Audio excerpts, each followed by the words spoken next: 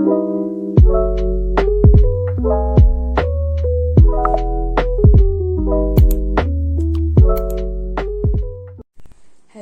good morning everyone. Mayam pudampu jilenga memna khurumjari.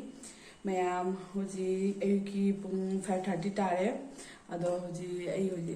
nasidi ang school chatoini ebako. Am school nutigi charine ado magi chana pegi dugi di monungi thabak egi loisemba singse ay mayam do uchare ki ebako. Ahan badadi ay hoji leraga di ay fresh ma thakchalage ase thagloraga ay thabak singje dum loisalage do mayam do uchare ke mayam dum jingmi na siabako ene kegi do wasing do nasigi adani mayam jangalage mayam dai now ay hoji address thakke ane semge tawi address semge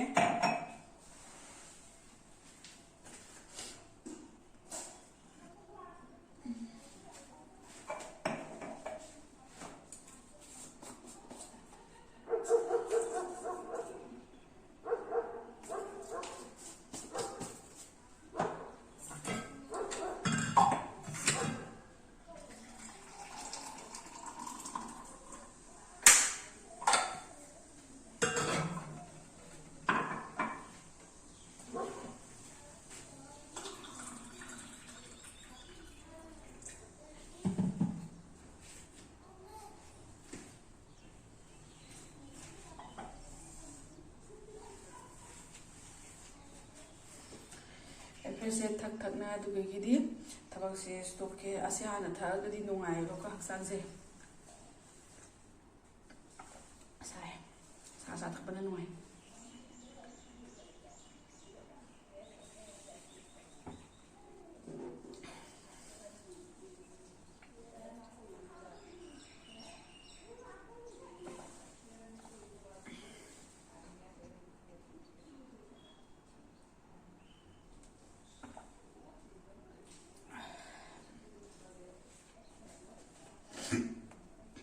yang thundu hangde angang sedi hawai am pa me bako hawai ma thonge angang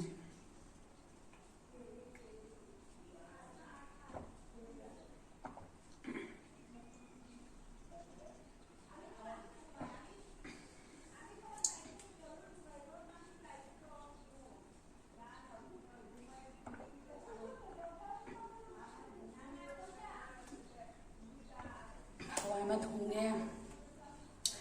omelette ama tawbige deidi hoi charam daidana papar ki ka tawraga tonga chani ama tawge tonga chani se oge e fresh puri thagga lore ado thabo singe losalage siga kolik khare le ju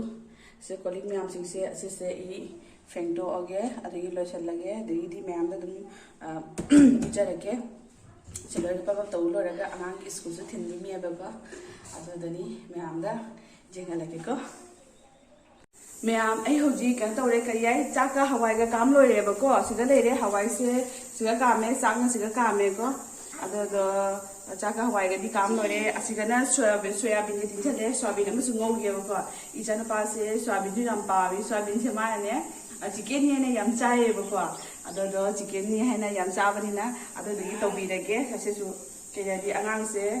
केनो school जो जतोइनी माइ tiffin से तोंगान सिमदोइनी एकतदी ए समोम से पिथारोगे चावैना पिजरा थारगे school जपा मतमदि केनादी होय tiffin से चादो खंगदे केनो हाइदी school दे पिजरा पनिना नेको इसाना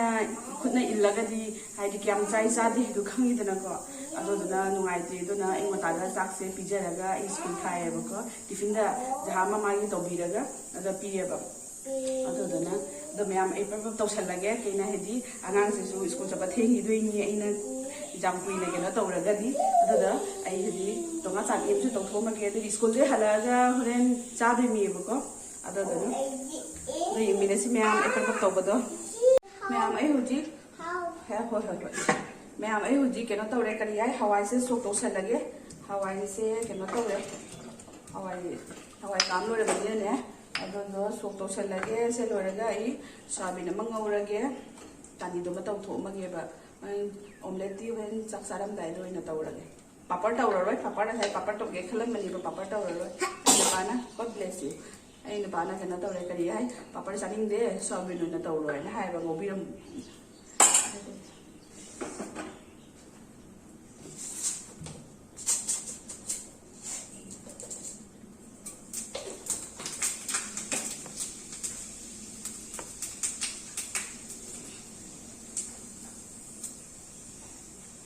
ꯌꯦꯅꯝ ꯑꯣꯏꯅ ꯌꯦꯅꯝꯅ ꯁꯣꯛ ꯇꯧꯕꯁꯦ ꯍꯥꯎꯋꯦꯕ ꯍꯋꯥꯏꯁꯦ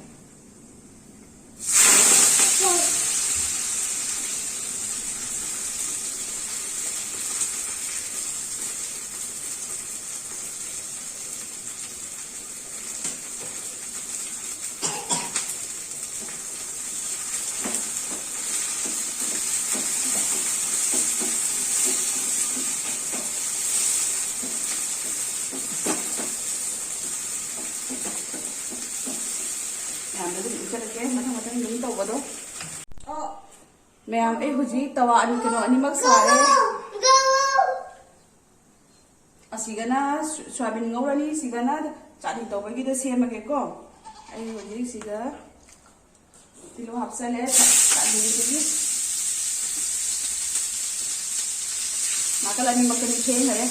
ꯁꯣꯌꯥꯕꯤꯟ ꯍꯥꯞꯆꯜꯂꯒꯦ ꯁꯣꯌꯥꯕꯤꯟꯁꯦ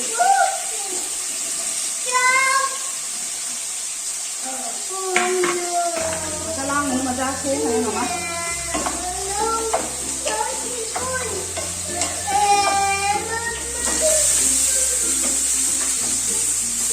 किलो का नमक किलो सुगर ले लिया इनको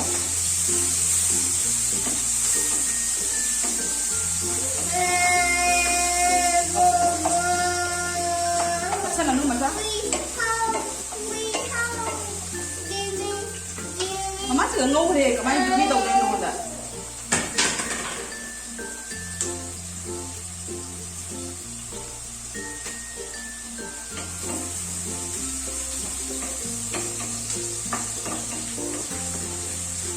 Tunggu saat ini sedihnya, murah sahan ini sahabatnya hawa ke dia bapak, angang tu yau tu beri nama dia angang cara itu beri nama, aduh jadi kita tahu lagi, karena sahan ini.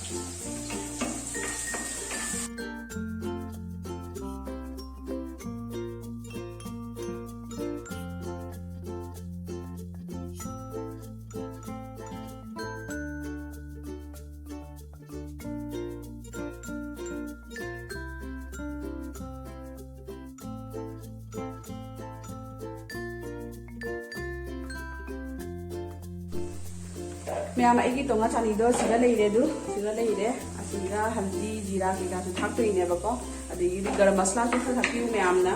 गरम मसला थाक्पसे अदुम खरा हाप थाक्पसे याम हावनिबको मनमदा केना तौरगा सिगा लेरे ma'am जाम ngौरगा Dixon गरे सुमाय ओइरे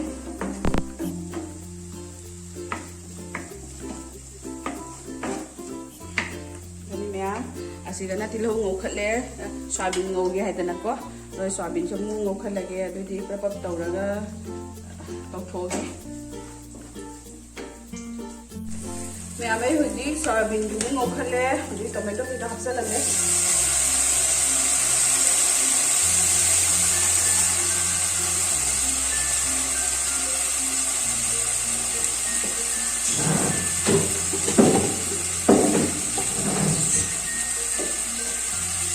kita sedang di ngô le bapak Lalu di tomato mo ka lagi.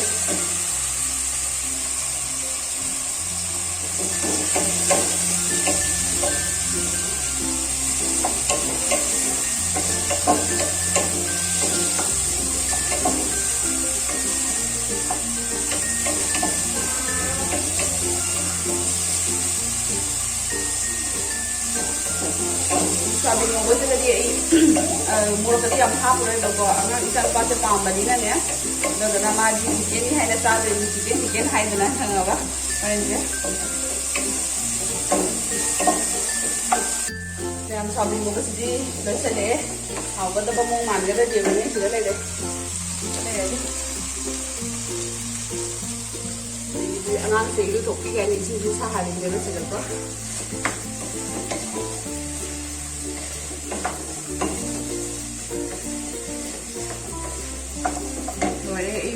Bingo kasi talaga. Ito din, hindi ang ango, bilo to puro lagi, matang lagi. Ina thong ba chay hanggo siga le, iyang halagi mayam da, ko ding halagi. Mayam soybean go ba to siga le re, soybean go ba to ko. Kasi na soybean go ba, asi sina tonga chutney do ni ko asi se. Hindi asi sina hawai thong ba, hawai se siga le re. Asi di chak ni ba si chak ni chak ke sma hot ke sap sana tham mage me ang huji ha ai ngota gi lo sana hai di thong thak na loi de ke noi di ne ai angang school thin ba se ayuk te gi chat pa sana horen ma loi school loi bi bo ne ado ai ngai na le ye de ko ada ado do na hala ko matam da di punga ke na doi pung ama makhai tai ba jung jor da ko ado do na hala ga mo chai sing thong na cha ba hai do angang sing tum ning ba ga ti cha ba nang da ba do mai na oi ye hekta ado do na hu thong lo thanam me do hala ga cha ni hu ke ai se ma tha ba cha ka ni ma'am आई अगांग इरु थोपी इसिंग सांगा लोरे इसिंग सांगा बसु कई हाइने खंगाबा geyser लेने खंगाबा इसिंग से दुमैदा साहले गिजर से लेरा गने पांसु पांदरे इदम थासु लोइसलक्तोरे अदो दोनी सिगले गिजर से गिजर से लेरकना सिगले रे अदोगा पांद्री हुजि फाउदा इदम था लोइसलक्तोरे मैम इसन पा इरु थोपु सलके बाथरूम दा थेंग रे स्कूल से हमना मैम इचा पासे इरु थोक लो है ड्रेस वेसेशन भी है चाक सिंग भी लगे को तो पर ना भी ना को सुधर कर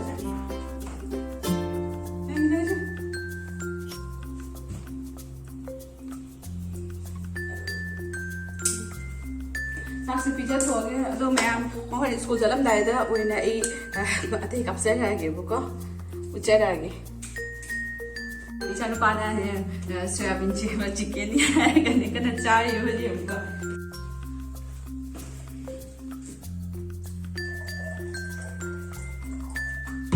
मैम एदी कनो करिया ब्रेकफास्ट पुरी चारे भाई से कमा था गदि चलनी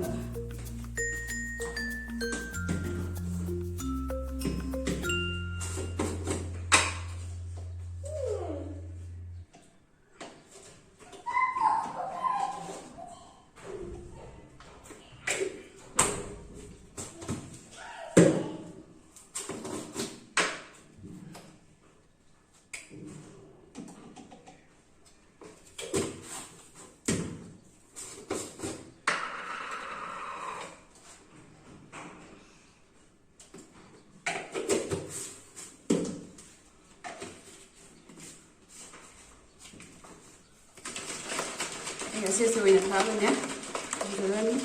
हलागे ना होरेन सक्सा ने को बांदा तोनु बचा ये खले ना मिक्स तौरगा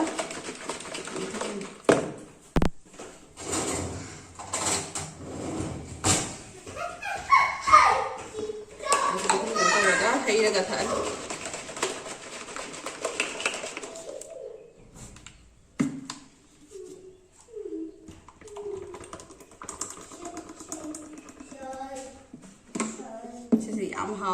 हाउस हाउबा दिहासा एंगोतागी ब्रेकफास्ट तो स्किप तौरगा अदिगिदी असे नदुम ब्रेकफास्ट ओहनबने को दे हक्सांसु यामने थोबनि न हुजु खितंसु हाइदी फिगर से खर हाइदी नोय वननि न थीबा खितंसु मियांग से कंगना होनागेबा अदनी मैम ए हुजी रेडी ओइना लोइरे स्कूल दा अंगांग थिनबेगी अदो माई गेसी बैग से गा कनो हैप्पी के माई टिफिन से खरा चावे बदो ना माई ने स्कूल की बैग तो चंद्रे तोंगाने ने से पीबी रे फिगा हापसन भी रे दोना बैग अनि पूरा चले दी माई स्कूल चप्पा मतम दा मागी से टॉवल से हापी लगे टॉवल जाओ जो दिने कई पोट में जाओ जाते बा टॉवल से की द्रगा दी दनी अरे मैं आई हुजी थोगे को अदनी दा अंग स्कूल तिलुरगे कोनो को फंगना सियगा मैं आई हुजी ने अंग स्कूल तिनबेगी जुमदेगी थोकले दनी अंग हुजी तिलुरनी daga mapana ay ni mo mana timbi na mga mamu sa krani ba ani ang ga iga ni hawrani ani pare mayam ang school tin bagi koi to to ko na mo ngo thenga si ba mayam ai huji school dagi hale angang ga loina na adoni huji saksa ko ma chage tawi na sai ina thongam ba hinjang singdo ko adoni mapadi lente mapadi na sai office khare akoi thilamaga ko ado huji ai chaksa rage ado chalo raga ko mo thengna rasi saksa ko ma chapho gi adaga mayam ga doi suna na sigale paga chara sira khangre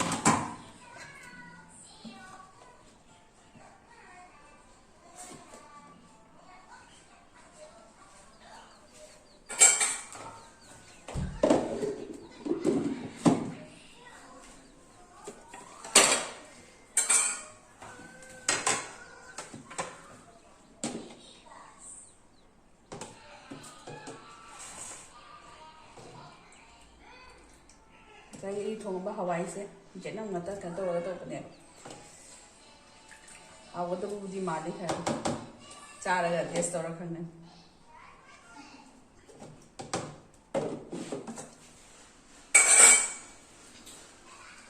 ba thằng này cha gì đấy mà nằng đấy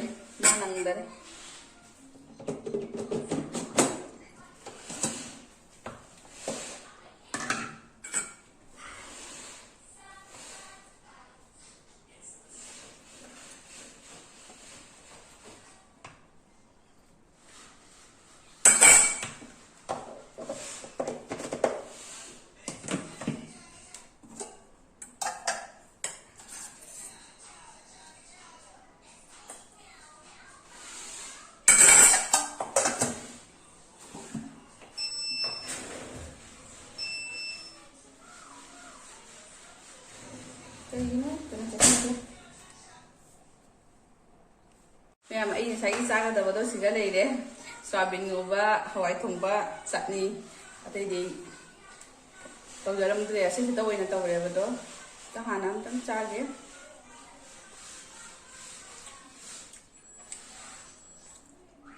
mà soybean ngova thì em làm chuyện nó hào rồi bố.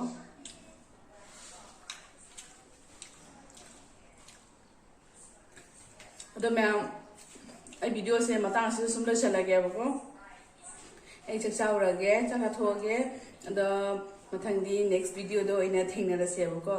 Đó mẹ đó hay cho nên bấm đại channel sẽ bố like, subscribe, share to video bố comment cho số mà hay video mẹ nó cái đó hình mà đó hay đó. Đó ai đúng tao chơi cái bố. Đó mẹ cái support cái mà tụi mình ai sẽ bao giờ giờ ini bako adoni ma'am ni support yaw dana ige sum oiga da basunati bako adoni ma'am na nusi ba comments bibirakpa adoni dani se hairaga I video se matang se thumle selage ma'am aibu support to video bako please dani se hairaga I video se matang se thumle selage bye.